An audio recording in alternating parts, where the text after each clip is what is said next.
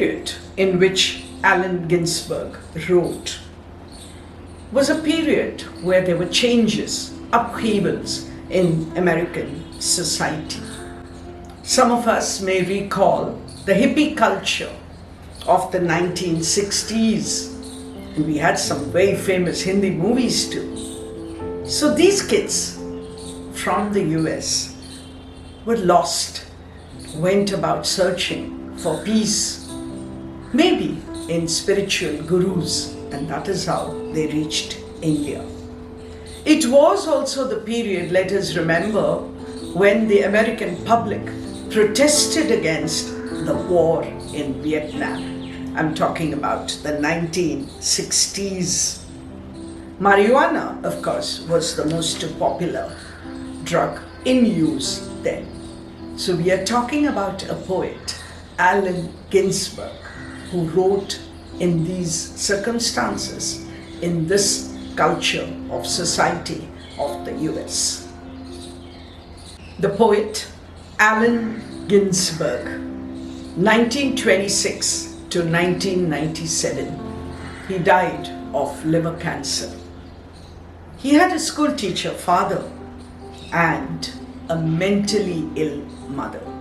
I'm saying this because I want us to realize the circumstances in which this poet grew up, and therefore that could explain his approach to life and the themes of his poem.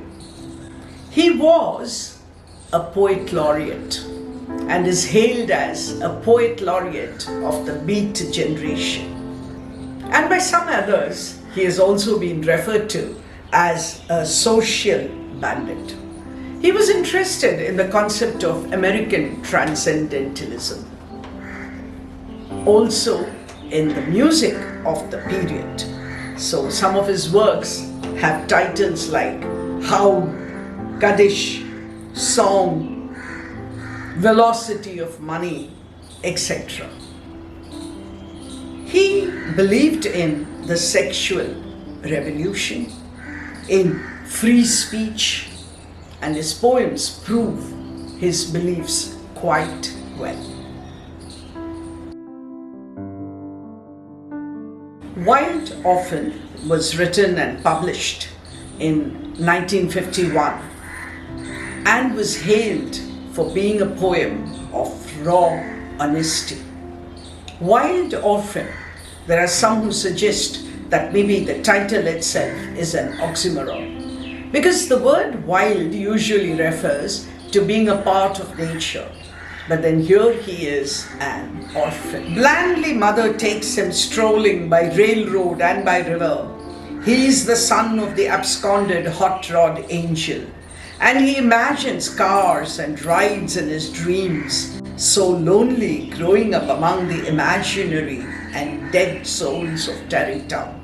In fact, I've read two stanzas together because I wanted to give you the continuity of what this poem is about. So there is a mother who is taking her son walking, strolling along the river. In the first verse itself, we are told that the father is not there. But we do know something about the father. What is he? He is a hot rod angel. Honestly, I had to look up the phrase hot rod. What does it mean? Because it is so American slang that many of us Indians may not know what it means. It actually means a car which has been taken apart and rebuilt again so that it can go much faster than the original car. But here we are talking about the father who was very fond of cars. But he's the absent father, remember, because it's the mother who is taking him for a walk. In this poem, there are references to places in the US, phrases which we would need to look up. Now that is another thing which readers of poetry generally have to do if they want to really appreciate a poem. For example, what is Tarrytown? It's a historical place, and therefore he uses the name of the place. But why is it historical? Because it is known for the protests against unfair labor practices. I needn't tell you that the child here walking with his mother does not belong to the upper economic strata. So what does he do as he's walking along? To create out of his own imagination the beauty of his wild forebears, a mythology he cannot inherit. Why? Because he doesn't know who his grandfather or great-grandfather. He does not have a family tree where he can check, because he has never met even his father, forget his grandfather and great-grandfather.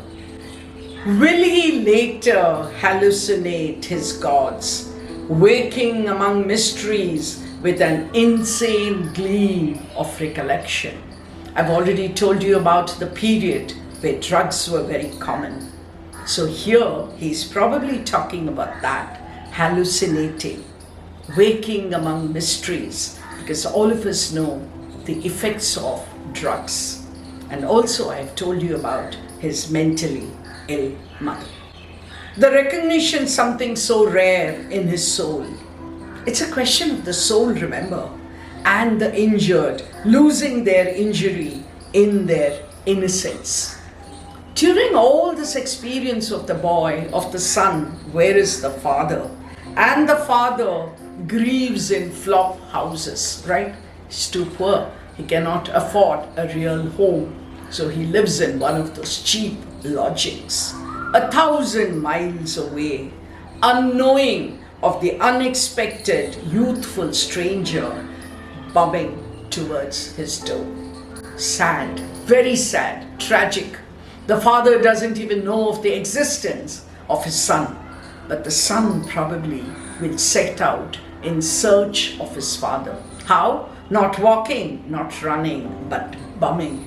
Because remember, the word bumming really means uselessly wandering. So a father who does not know of the existence of a son, and the son who might set out in search of his father.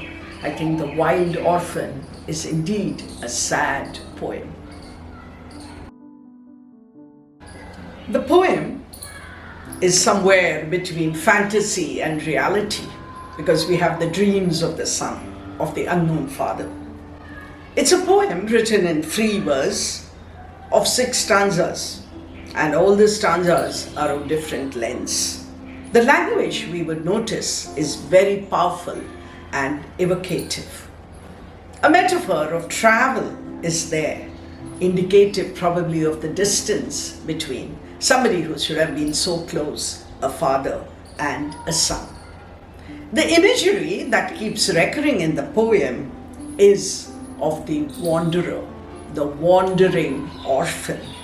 And of course, we do have some lines suggesting the beauty of nature, but in direct contrast to the cruelty of man.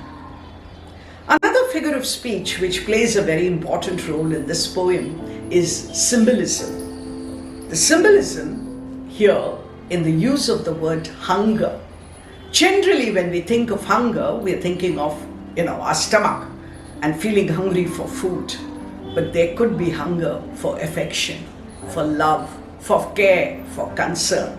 And that is what we see here. Of course, there is alliteration, which I'm not going to repeat explaining. And as I keep saying time and again, why don't you look for the lines where there is alliteration, where there is assonance, remember?